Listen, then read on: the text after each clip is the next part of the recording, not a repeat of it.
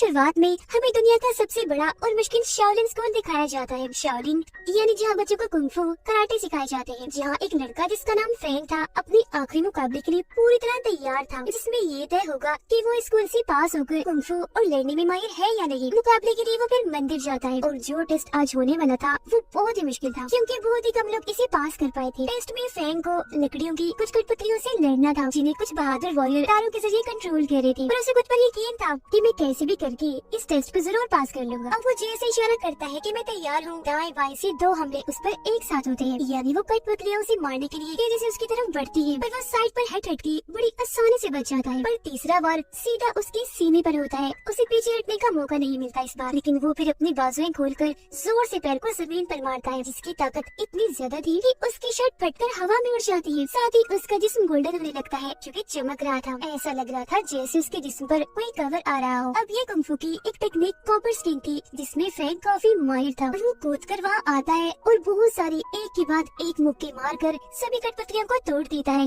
वो सारी नीचे बिखर गई थी। अभी वो ये सोच ही रहा था कि सब खत्म हो गया है, अचानक ही सारी कठपुतलियों के टुकड़े एक साथ छूट जाते हैं और अब वो एक काफी बड़ी कठपुतली बन गई थी, जिसकी आगे फेंग छोटा सा लग रहा था। उसे देख फेंग को समझ लग जाती है कि इसे पहले की तरह हराया नहीं जा सकता। जितनी भी ताकत लगाऊंगा कुछ नहीं होगा। इसीलिए वो चलकर उस कठपुतली पर से कूद कर उन सभी तारों को पकड़ लेता है, जिससे वॉरियर्स उसे कंट्रोल कर रहे थे। ऐसा होते ही सारे वॉरियर्स नीचे गिर जाते हैं और उनकी तारों की पकड़ जैसे खत्म होती है, कठपुतली टूटकर कई टुकड़ों में बिखर जाती है। और यहाँ फेंग इस टेस्ट को जीतकर जबरदस्त कुंफू का माहिर बनकर निकलता है। इसके बाद हम एक ऑफिसर को देखते हैं जो बहुत बड़ा बेईमान था, क्योंकि उसने गवर्नमेंट के खजाने से बहुत सारे पैसे अपने मकसद के लिए चोरी किए थे। इतने सारे पैसे आज तक की सबसे बड़ी चोरी थी, पर वो ये नहीं चाहता था कि किसी को भी इस बारे में पता चले, तो इसीलिए उसने अपने एक साथी को मरवा दिया, क्योंकि वो भी इस चोरी में साथ था। और अब ऑफिसर को उस कागज की तलाश थी जिसमें इस चोरी की सारी जानकारी थी, जिसे ऑफिसर के साथी ने बनाया था और अब कहीं उसे छुपा कर रखा हुआ था।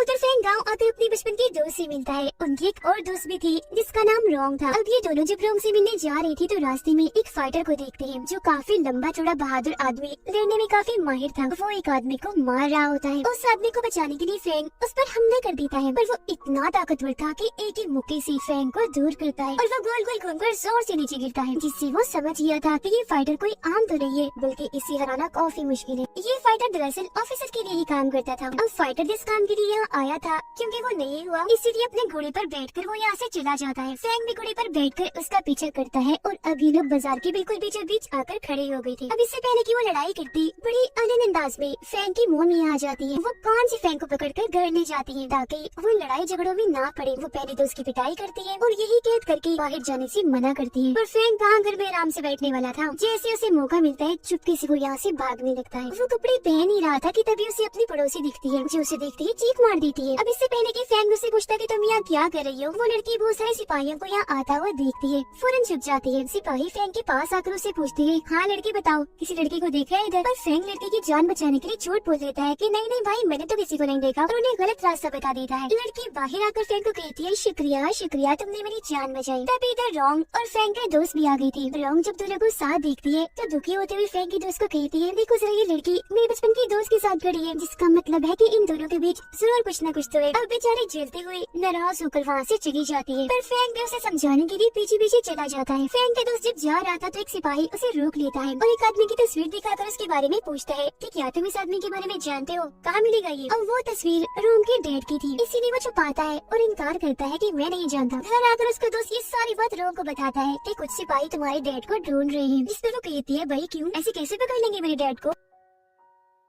जैसे उसका दोस्त यहाँ से जाता है, रोंग एक बॉक्स निकालती है जिसके अंदर वही कागज था जिसमें चोरी की जानकारी थी और ऑफिसर को जिसकी तलाश थी। तो यहाँ हमें पता चलता है कि रोंग के डैडी असल में इस कागज की रखवाली थी और अब वो इकलौते इंसान है जो इस कागज के जरिए ऑफिसर को सजा दिलवा सकते हैं। यही वजह है कि सिपाही उन्हें ढूंढ रहे थे। अगले दिन फेंग रोंग के घर आते हैं, जहाँ इन्हें फेंग का दोस्त बताता है कि रोंग तो घर में है ही नहीं, वो गायब है और मेरा ख्याल है उसे बिजनेसमैन ने अगवा कर लिया है, क्योंकि कल उसके लोग रोंग के डैड को ढूंढ रहे थे। ये जानने के बाद फेंग फौरन बिजनेसमैन को ढूंढने के लिए निकल पड़ता है जो शहर में लोगों से लड़ रहा था। फेंग वह वॉरियर की स्टाइल में आकर बिजनेसमैन से पूछता है, बताओ मेरी दोस्त रॉन्ग कहाँ है? जिस पर वो जवाब देता है, भला मुझे क्या पता तुम्हारी दोस्त का, अपनी दोस्त को संभाल के रखना था ना पहले। इसी बात की वजह से दोनों के बीच लड़ाई शुरू हो गई थी, पर फेंग ने अपनी कुंफू स्टाइल में बड़ी आराम से उसे मार मार के हरा दिया। पर फेंग को हैरत तो तब होती है जब बिजनेसमैन हंसकर अपनी हार कबूल करता है, कहता है, अच्छा बस लड़के मैं हार मान गया हूँ तुमसे और अब तुम ही मेरे दामाद बनोगी, क्योंकि मैं अपनी बेटी के लिए रिश्ता ढूंढ रहा था और मेरी शर्त थी कि मैं उसी लड़के से अपनी बेटी की शादी करूंगा जो मुझे लड़ाई में हरा देगा, और आज वो काम तुमने कर दिया। इस बात से बिजनेसमैन खुश था और सारे लोग उसे मुबारकबाद देने लगते हैं। उसकी ये बातें सुनकर फ्रैंक को समझ लग जाती है कि सच में रोम के बारे में कुछ नहीं जानता, लेकिन अगर मैं कुछ देर और यहाँ रुका तो जबरदस्ती अपनी बेटी की शादी मुझसे करवा देगा, तो वो जल्दी से यहाँ से भाग जाता है। फ्रैंक जब घर पहुँचता है तो वहाँ रोम वापस आ गई थी, जो कहती है कि मैं तो कभी अगवा हुई ही नहीं थी, बल्कि अपनी मर्जी से गई थी, और अब तुम दोनों कोई ड्रामे नहीं करोगे, मुझे तुम्हारी कोई बात नहीं सुननी, मैं जानती हूँ कि सचमुच तुम्हारा चक्कर है। अब इनकी ऐसे गुजर रही थी, कभी कोई नाराज तो कभी कोई। घर वापस जाते वक्त बिजनेसमैन के आदमी फ्रैंक और पड़ोसी लड़की को घेर लेते हैं। बिजनेसमैन आकर लड़की से पूछता है कि मेरी बेटी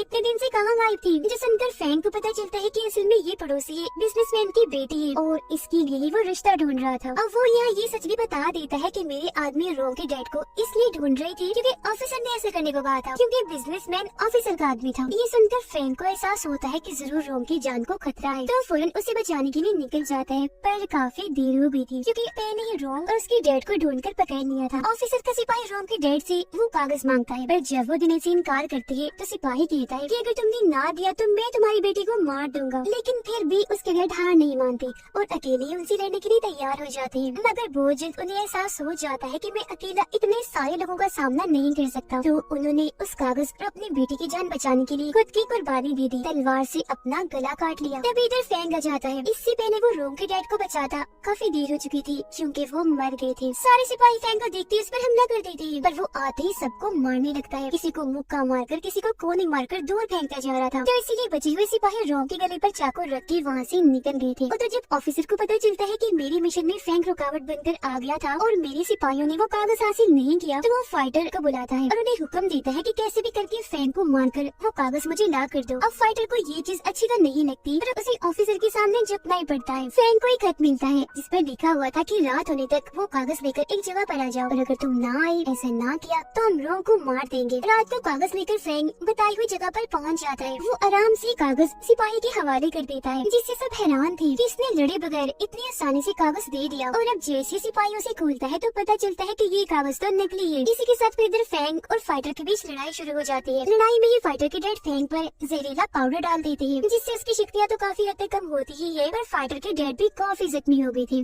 फाइटर का ध्यान अपने जख्मी बाप पर था, तो उन्हें वो यहाँ से ले जाता है। और अब जैसे सिपाही खुद फ्रैंक को मारने के लिए आगे बढ़ता है, तो तभी इधर उसकी मोम और बिजनेसमैन आकर उसे बचा लेते हैं। घर लाकर फ्रैंक को जड़ी बूटियों वाले पानी से नहलाया जाता है ताकि जहर का असर खत्म हो जाए।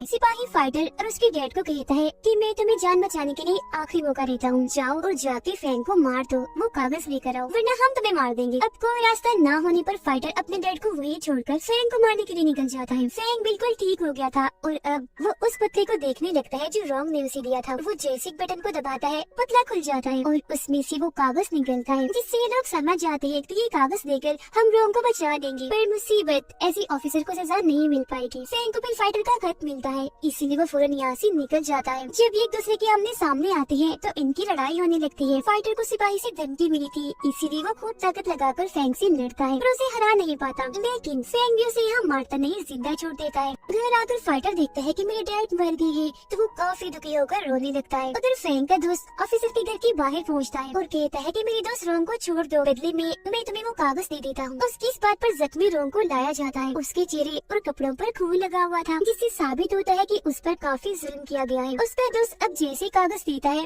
के बीच में फ्रैंक आकर टांग मार देता है और ये सब होने से रोक लेता है। तभी इधर फ्रैंक की मोम और बिजनेसमैन भी आ गए थे और ये सारे लोग एक होकर ऑफिसर के साथियों से लड़ने के लिए तैयार थे। और अब आखिरकार ऑफिसर के यहाँ आते ही उसकी फ्रैंक से लड़ाई होने लगती है। ऑफिसर कुंफू के सबसे खतरनाक लेवल का माहिर था और आज पहली बार फ्रैंक को ये एहसास होता है कि मेरी टक्कर बहुत ही ताकतवर आदमी से हुई है। वो एक जोरदार मुक्का जैसे फ्रैंक को मारता है, उसका इतना मजबूत कॉपर स्किन भी टिक नहीं पाता, टूट जाता है। फैंग जख्मी हो गया था, उसके मुंह से खून आने लगता है। उसे कमजोर पाकर ऑफिसर जैसे एक तलवार का टुकड़ा उसकी तरफ फेंकता है कि तभी सामने रोंग आ जाती है, जिससे तलवार का टुकड़ा उसके दिल की आर पार हो जाता है। बेचारी बच नहीं पाई, फैंग को बचाते बचाते खुद मारी जाती है। ये देखकर फैंग की दोस्त को बहुत गुस्सा आता है और अब जैसे वो ऑफिसर को मारने के लिए जाता है कि तभी ऑफिसर उसे भी जोरदार मुक्का मारकर दूर फेंक देता है। उस बेचारे की भी मौत हो जाती है। फैंग की मोम और बिजनेसमैन को भी बंदी बना लिया जाता है और तभी इधर फाइटर आकर ऑफिसर को मारने लगता है, क्योंकि उसकी वजह से ही फाइटर की डैड की मौत हुई थी। यहाँ बिजनेसमैन उसे समझाते हैं कि जल्दी से कागज लेकर यहाँ से भाग जाओ, तो वो ना चाहते हुए भी कागज लेकर वहाँ से भाग जाता है। फाइटर बड़ी बहादुरी से ऑफिसर से लड़ता है पर उसके हाथों से ही मारा जाता है। अगले दिन ऑफिसर ने फैंग की मॉम और बिजनेसमैन पर इल्जाम लगाकर उन्हें फांसी देने का फैसला किया। जहाँ उन दोनों की फांसी देखने के लिए